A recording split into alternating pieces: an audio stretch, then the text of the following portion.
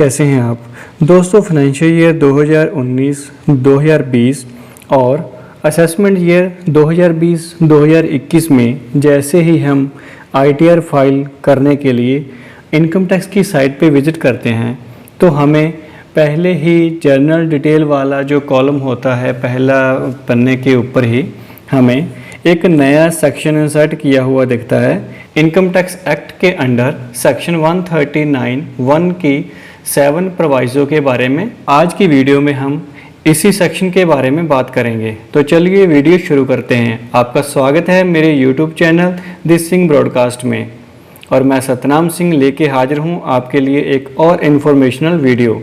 दोस्तों बेसिकली जो ये सेक्शन है सेक्शन 139(1) ये बताता है कि किस इंडिविजुअल पर्सन्स को इनकम रिटर्न फाइल करनी है और किसको नहीं करनी है, और जिसको नहीं करनी है क्यों नहीं करनी है।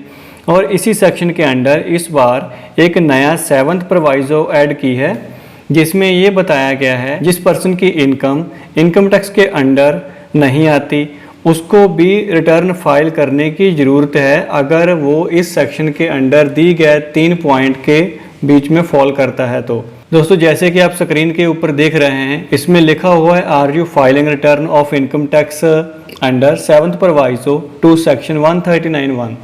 अगर हम इस सेक्शन की 7th प्रोवाइजो के under income tax return file कर रहे हैं तो हमें यहाँ यस करना होगा, अदरवाइज नो। दोस्तों अगर हमें यस करेंगे तो इसका मतलब ये होगा कि इसके नीचे जो 3 पॉइंट दिए गए हैं हम इनमें से कोई सा भी एक, जरूरी नहीं तीनों के तीनों में से किसी भी एक पॉइंट में एलिजिबल हैं। इसमें फर्स्ट पॉइंट है have you deposited amount or aggregate of amount exceeding ₹1 crore in one or more current account during the previous year, yes or no. Second इसमें कंडीशंस है have you incurred expenditure of an amount of agreement of amount exceeding 2 lakh for travel to a foreign country for yourself or for any other person, yes or no। और third इसमें point है have you incurred expenditure of amount or aggregate of amount exceeding 1 lakh on consumption of electricity during the previous year। इन तीनों में से हम किसी एक point को अगर एलिजिबल हैं, I mean to say that हम यस करते हैं तो हम सेक्शन 139(1) के अंडर इस रिटर्न को फाइल करेंगे, यस। तो चलिए दोस्तों थोड़ा सा और इसी सेक्शन के बारे में आपको मैं डिटेल में समझाता हूँ कि ये जो 3 पॉइंट दिए गए हैं इनका आखिर मतलब है क्या। दोस्तों फर्स्ट पॉइंट की अगर हम बात करें तो इसमें दिया गया है कि डिपॉजिट ऑफ ₹1 crore और मोर इन करंट अकाउंट। दोस्तों अगर हम प्रीवियस ईयर में अपने करंट अकाउंट जो चाहे एक बैंक में हो चाहे 2 बैंक में हो, प्राइवेट सेक्टर, पब्लिक सेक्टर या पोस्ट ऑफिस, कहीं भी हमारा कोई करंट अकाउंट हम ऑपरेट करते हैं, सारे अकाउंट्स को मिला के एग्रीगेट अमाउंट अगर 1 करोड़ से ज़्यादा हमने प्रीवियस ईयर में डिपॉजिट करवाई है तो हम इस सेक्शन के अंडर रिटर्न फाइल करेंगे। All type of the deposit whether in cash or by cheque or online fund transfer are covered. The deposit is not restricted to cash deposit only.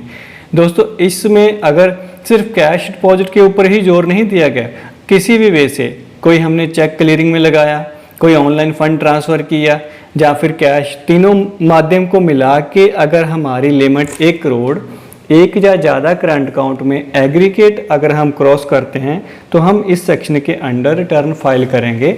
मेरे कहने का मतलब सेक्शन 139(1) के yes करके हम इसको return file करेंगे। तो दूसरा पॉइंट इसमें दोस्तों जो बताया गया है expenditure on foreign travel for more than 2 lakh.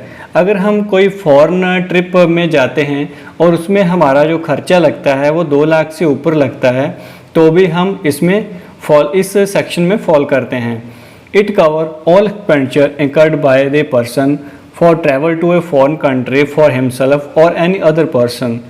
अगर वो अपने आप के लिए या अपने किसी फैमिली मेम्बर्स के ऊपर 2 लाख या 2 लाख से ऊपर खर्चा करता है, foreign travel only, not a domestic travel. India में कहीं भी आप ट्रैवल करते हैं, कितने भी एक्सपेंडिचर करते हैं वो इसमें कवर नहीं होगा। ओनली इसमें बताया गया है अगर ऑन फॉरेन ट्रैवल ओनली। अगर आप कोई बिजनेस ट्रिप करते हैं या कोई पर्सनल ट्रिप करते हैं फॉरेन के लिए, वो सारे इसमें कवर होंगे। तो दोस्तों इसी सेक्शन में सेक्शन 139(1) में 7th प्रोवाइजो का तीसरा पॉइंट है expenditure on the consumption of electricity for the more than 1 lakh. अगर हम अपना घर का बिजली का बिल, अपनी दुकान का बिजली का बिल मिला के पूरे साल में 1 लाख से ज़्यादा पे आउट करते हैं इलेक्ट्रिसिटी बोर्ड को, मतलब हमारी 1 लाख से ऊपर की कंजप्शन है इलेक्ट्रिसिटी की प्रीवियस ईयर में, तो भी हम इस सेक्शन की 7th प्रोवाइजो के अंडर एलिजिबल हैं। इसको मैं थोड़ा ब्रीफ करता हूँ। मान लीजिए आपने कोई नया इलेक्ट्रिक कनेक्शन अप्लाई किया और आपने कुछ कनेक्शन के लिए डिपॉजिट किया, कुछ इलेक्ट्रिसिटी बोर्ड को कुछ अमाउंट डिपॉजिट की, वो अमाउंट इसमें कवर नहीं होगी। जैसे कि आप स्क्रीन के ऊपर देख रहे हैं, the expenditure on the consumption of the electricity is only covered under this provision.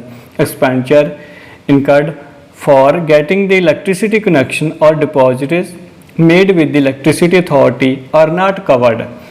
Only हम कंजप्शन की बात कर रहे हैं यहाँ पे।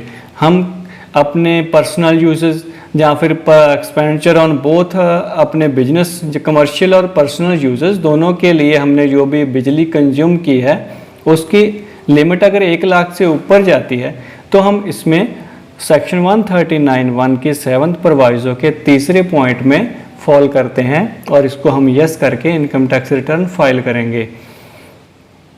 दोस्तों इस सेक्शन के अंदर ये बताया गया है कि वो पर्सन जिनकी इनकम अगर इनकम टैक्स एक्ट के अंडर फॉल नहीं करती, मतलब कि वो रिटर्न भरने के लिए एलिजिबल नहीं है। मेरे कहने का मतलब है अगर हम इंडिविजुअल हैं और हमारी उम्र 60 साल से कम है तो 2.5 लाख तक अगर हमारी इनकम है तो हम रिटर्न फाइल करना हमारे लिए ज़रूरी नहीं है। लेकिन अगर हम इस सेक्शन की 7th प्रोवाइजो के इन तीनों में से किसी भी एक पॉइंट में फॉल करते हैं तो हमें इनकम टैक्स रिटर्न भरना आवश्यक होगा। अगर हमारी उम्र 60 साल से लेके 80 साल के भीतर है और हमारी इनकम 3 लाख तक है या 3 लाख से कम है तो हम इनकम टैक्स रिटर्न भरने के लिए एलिजिबल नहीं हैं। हम ऑप्शनल होती है, हम भर सकते हैं और हम ना भी भरें तो कोई दिक्कत नहीं। लेकिन अगर 7th प्रोवाइजो में हम फॉल करते हैं हमें तो भी भरनी होगी। दोस्तों अगर कोई सुपर सीनियर सिटीजन है, 80 साल से ऊपर की उम्र का कोई भी व्यक्ति, अगर उसकी इनकम 5 लाख से कम है तो वो उसके लिए ऑप्शन है कि वो इनकम टैक्स रिटर्न ना भी भरे तो चलेगा। लेकिन अगर वो सेक्शन 139(1) की 7th प्रोवाइजो के इन तीनों में से किसी एक पॉइंट में फॉल करता है तो भी उसके लिए बहुत ज़रूरी है इनकम टैक्स फाइल करना इस असेसमेंट ईयर में 2020-21 का जो अभी चल रहा है। तो दोस्तों मेरे ख्याल से आपको इस सेक्शन जो अभी नई प्रोवाइजो इंसर्ट की है इसमें 7th प्रोवाइजो के 3 पॉइंट आपको अच्छे से क्लियर हो गए हों। अगर आपको कोई इस सेक्शन में इस 7th प्रोवाइजो में कोई और डाउट है, इस वीडियो के नीचे कमेंट सेक्शन में अपना कमेंट करके ज़रूर बताइएगा और मेरे चैनल को सब्सक्राइब करना मत भूलिए। Thank you for watching this video.